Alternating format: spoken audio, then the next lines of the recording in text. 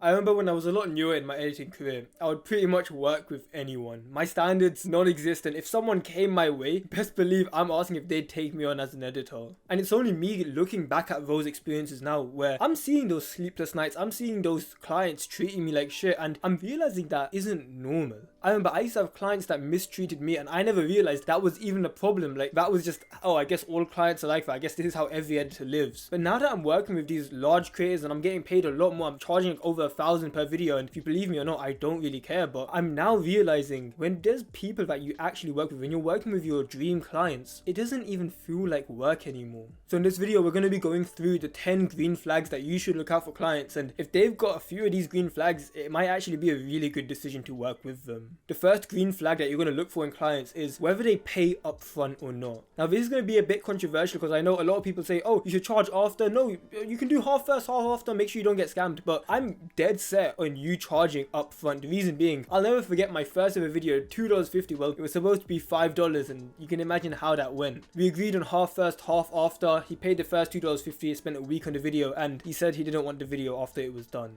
And since that day, I've charged upfront for these small creators, and also me working up with these guys with 20, 30, 40 million subscribers. And I'm telling you now that whether someone pays upfront or not, it's not even about whether they scam you or not now. It's about you saving your time and you knowing that they're going to take you seriously. Because you might be messaging forward and back with a client, but until money has entered your account, realistically, they have no reason to not just like walk away. Like, they have no commitment into the relationship between you and the client. So it's like, I don't consider a client mine until money has entered my account. And if they're not happy with paying up front, I see that as a red flag. The second green flag is that they have a social presence. If someone comes to your DM saying that they're looking for an editor and you're ready to jump onto the opportunity, take a second to just look at their profile, see what they're about. Have they been posting consistently? Because first of all, someone that's posting consistently, that's already active, they have more of like a name to live up to. They're not going to treat you like shit. Well, some will, but it's much less likely for a huge YouTuber who's posting consistently to not mistreat you compared to some random guy that messaged you on Discord and he's got no profile picture, his name's like some random string of letters. Like, don't go with a no name, and that sounds horrible, but that's the experiences I've had. And when someone does have a social presence and they post on YouTube consistently, it shows that they take YouTube seriously and they'd be more likely to treat you seriously. Like, their editor is part of the channel and they'll actually treat you well. The third green flag is that they know what they want. A lot of editors, including me, I used to always hear this word creative freedom, creative freedom, creative freedom, and it sounds amazing, right? You get to work however you want, whatever style. But the problem is, there's a very fine line between creative freedom and creative confusion. Creative freedom is where the client tells you that you can work however you want, and they've already come in with the expectation that, okay, no matter how this comes out, as long as it looks quite good, I'm happy with it. It could be like Mr. B style or In My Gadget style, like whatever the editor does, I'll be cool with it as long as it looks good. Creative confusion is when they say that they're going to be happy with it, but in their head they've subconsciously got these expectations in place. They've given you a project and they want it a certain way, but they don't know how to put it into words, how to articulate it. So they're expecting something from you, but you don't even know what they want. So you're going to give in the project and they're going to be like, oh, can you change that thing? I want it in this style. And it's like, why did you not tell me that earlier?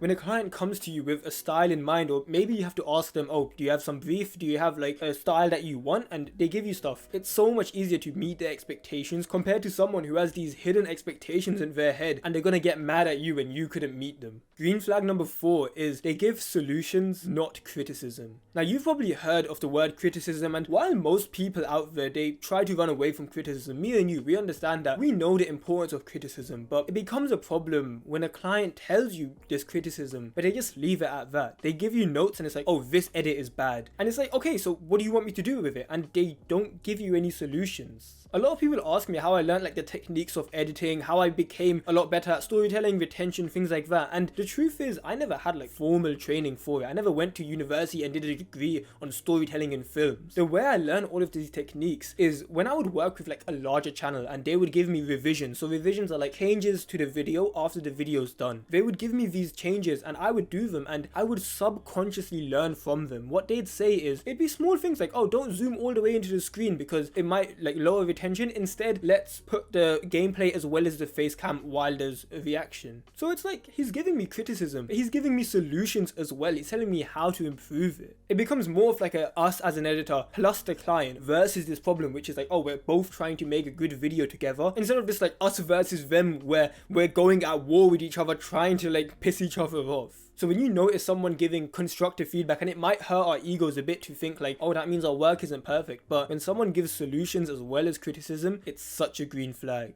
The fifth green flag in clients is that they respond on time, and more importantly, they respond consistently. If you've worked with clients, you'll probably relate to this, or even if you've done a trial, it'll be almost as though you are talking to this guy, you're talking about how the style's gonna be, oh, like what sort of experience do you have, and you're having this conversation and they're quite responsive. It's like they'll take a couple minutes to reply and it's going great. You do the video, and as soon as you're asking for payment or whether you're going to continue working together, that's when suddenly this motherfucker will go off the planet of Earth, and suddenly all these things will come in the way of him replying. It's like, bro, you were literally available for the whole day before. Why, as soon as I need to get paid, now you're ghosting me? And of course, life does sometimes get in the way. It's like, oh, he had some wedding to go to, his car broke down or some shit. But it's like, if this is happening every single time I need to get paid, then maybe it's just keep it in mind. The sixth green flag when you're working with a creator is that they value your opinion. I remember I was working with this pretty large channel at one point. His name's The Bentist. Some of you might know him. He's got about 5 million subscribers. And we jumped in a call before working together. This was supposed to be like a long-term contract. And I remember in our first call, I knew he was such a green flag client. Let me tell you why. One of the very first things he asked after sending the footage through is there any way you want me to record it differently so that it's easier for you to work with? So we were working on like his reacts videos where you've got like the gameplay or the footage and then his like face. And I told him like, oh yeah, like I've worked with this other client who was another huge like react channel. They got about 20 million subscribers. Instead of recording the two pieces separately, you can actually make it so the two pieces are together. So it's like, instead of a 1920 by 1080, it's like 3840 by 1080. So it's like two screens next to each other, and it keeps everything in sync for you. And literally the next day, he messaged me on Twitter sending me the footage, and he did it exactly how I asked him to do it. This was the first time like I genuinely had an input to give to a client about a huge fundamental part of the channel where it's like your recording settings. That's a huge part where it takes some effort to implement, and he took it within the first day. I'm like, this is a green flag. So when you find someone that actually values your opinion, where you can share your feedback and they don't make you feel stupid for it, that's someone you probably want to stick with for a while. Now the next green flag is going to be so strange that I even have to say this, but if you're a video editor that's been in the space for a while, or maybe you've already felt this, it's you getting treated like a human. And it's so crazy I have to even mention this in a video. Like, yeah, if a guy actually treats you like the human you are, you should probably like him back. Like, he's actually a decent guy. Because the truth is, most editors get so mistreated. It's like, you'll get underpaid, you'll get overworked. It doesn't matter if you're literally dying, the guy would still want the video done on time, bro. And I remember I got so used to getting treated like this, like treated like shit, where I would be scared to message a client. If I had like a family function or a wedding I needed to go to, I would be scared to tell the client and like scared to even go because I was scared of losing him. And it's like, it was when, let me tell you the moment that I realized that this wasn't a normal thing. So I was working with a pretty large channel and they had about 25-30 million subscribers, and these guys were paying well. This was my highest paying client at the time. I think it was averaging out to like $100-$150 per hour. And I believe it was in summer 2023 where the UK, we had a heat wave. So heat wave is like, it's hot as fuck, and it's like maybe in like Arizona or something it's a normal temperature, but we were hitting like high 30s and shit. And right now my room, so this same room that I work in, that I edit in, it's my bedroom, I'm in the highest floor of our house. And this room that I work in, so I record, I edit, I sleep in, it's like, this is the highest floor in our house. So if you do science, it's like heat rises. So any heat that's like in the house, it basically goes towards my room. I literally had like 2 fans in my room, the windows open, the door, I was like fanning it like this just so like I can get the heat out. And I hated it so much I couldn't work. And I was still trying because there's a deadline due, and it came to the point where I literally just told him, bro, my room is so hot to work in, I physically cannot work in here. Like, it was at this point I had mentally accepted the fact that, yeah, I'm probably gonna lose this client, and it's unfortunate, it's like it was out of my control, but yeah, I guess I've lost him. And then 10 minutes later I see a notification come up on my phone. It's a Discord message. I click on our team chat and it's just him doing a thumbs up emoji. So it's like, I was so stressed about losing this guy because of something outside of my control, and it's like, he was completely fine with it. And it was at this moment, I was thinking like, there is no way these old clients have traumatized me to the point where I can't even tell someone like, yeah, I don't want to literally kill myself and die of a heat stroke. So as weird as it sounds, if a client starts treating you like a human, you realize like, oh, he's actually like a sound guy, he actually cares about my health. Of course, take responsibility, don't abuse this. Like if someone's being nice to you and giving you the benefit of the doubt, don't start using this technique to like, oh, I don't want to get the video done. Oh, there's a heat wave in my country. Like, don't do that. But if once every few months things like this happen, like life happens, then yeah, if they treat you well, you should probably see that as a green flag. The 8th green flag in video editing clients is whether other video editors in the community like them. So what you'll find as you grow in this YouTube space, as you continue your editing journey, is that YouTube is actually really like tightly knit. All these huge YouTubers, these random channels, they all know each other. Like I remember there was a time where I was in a call with quite a large client. It's one that I was mentioning before, the 5 million guy, and I was in like a sort of team meeting with him. It was just me and him talking about how the direction of the channel is going to change, and out of nowhere he literally tells me that, oh yeah, by the way, this other guy's gonna join in a bit. And the guy joins, and it turns out he's a manager for the Mr. Beast channel. And I was like, bro, like what the hell, like that's a bit strange. It's crazy, like these guys all know each other and I'm in calls with these guys now, and these moments happen again and again. Like there was a time I had someone message me on Twitter, so an inbound lead, like someone came to me to work with me, and one of the first few things he said was, oh, I see that you've worked with like this guy before. So it was Jessa, it was like some guy with 20 million subscribers. He was like, oh yeah, I play pickleball with his manager. And it's like, that's such a weird thing to say, but do you see how everyone is connected? And I've had times where I'm in this group chat with like other huge video editors and stuff, basically the largest video editors in the world, and I'm in a group chat with them, and I've had times where I'll talk about a client with them. I'll just say like, oh, I'm working with this guy, or does anyone want this client, or I'm doing a video for this guy, like do you have any advice? And there's been times where other editors will say, oh yeah, I worked with him, and then one of two things will happen. They'll either say that he's a really chill guy to work with, go for it, or they'll say, bro, watch out, he's been an arsehole before, I've worked with him, like he does not treat his editors well. I never realized it at the time, but this is one of the many powers of having a strong network. You're able to see who's a green flag, who's a red flag, without having to go through that pain yourself. So if other video editors like them, they've worked with them in the past, then probably likely that he'll treat you well as well. I have another video on networking you can find on the channel. If you just search up like Malice video editing networking, you'll find it. The 9th green flag in video editing clients is they actually care about your growth. Right now, you're watching content like this, bro. I don't know how long we're in. We're like 15-20 minutes into a video like this. If you're watching content like this, you're gonna be on an amazing growth trajectory. You're gonna be increasing your prices, working with larger guys, making a lot more money as a video editor. That's what my content's for. And honestly, you're going to grow past most clients. And I'm telling you now, there's always one of two responses that a client will have whenever you're raising your prices, and you naturally either have to make more money from them, or you can just leave and go for someone else. There's gonna be one of two responses.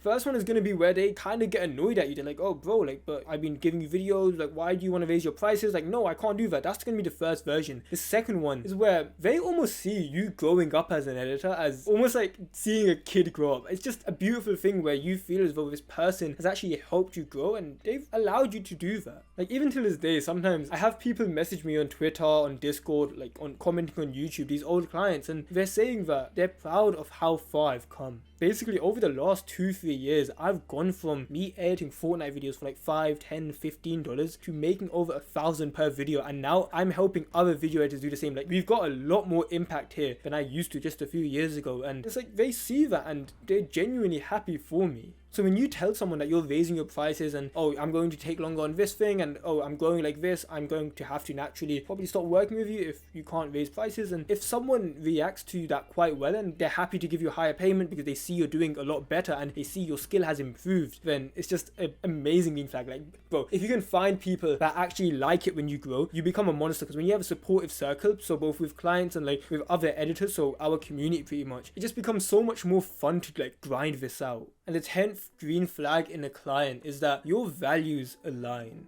I remember I was working with this streamer, some of you might know him, his name's Arab, so your fellow Arab, and he basically goes around the world, travels, he's done videos in like Mexico where he'll talk to like some drug cartels, he does crazy content, and there was a point in time where I was working with him on his short form content, and there was this one clip that I was editing where he would go about New York and these crazy things would happen on stream and I would clip it up for a TikTok. Now he gave me this Twitch clip to download, and usually he just lets me have full creative freedom. He says keep in whatever you want, take out whatever you don't, but he gave me a specific note with this video. He told me that in the middle of this clip there's me giving food to a homeless guy. Make sure that for this TikTok we don't keep that in. Think about that. He specifically gave me advice, not even advice, he gave me like a command to not show him being charitable online, and you can tell why that is. It's like kind of tacky to show like, oh, by the way guys, look, I'm giving charity. Like, it's just a bit cringe in it. So he was very much like a guy where, okay, if I'm going to give charity, I'd rather give it like behind closed doors, like I know I gave charity but someone else didn't. And I don't know why, like I was only I think 17 years old and this had such like an emotional impact on me. I was like, damn, like this guy has hundreds of thousands of subscribers, he's making more than enough money. It's like he would technically benefit from, oh, the world seeing he gives charity. It's like, oh, you're such a good person, but he chose not to. That means that's genuinely out of like the love of his heart. Now it feels tacky because I'm telling you, but it's like from that point I started becoming more charitable, not in like a huge way of like, oh, here's $5,000 like me giving to homeless guys. Like,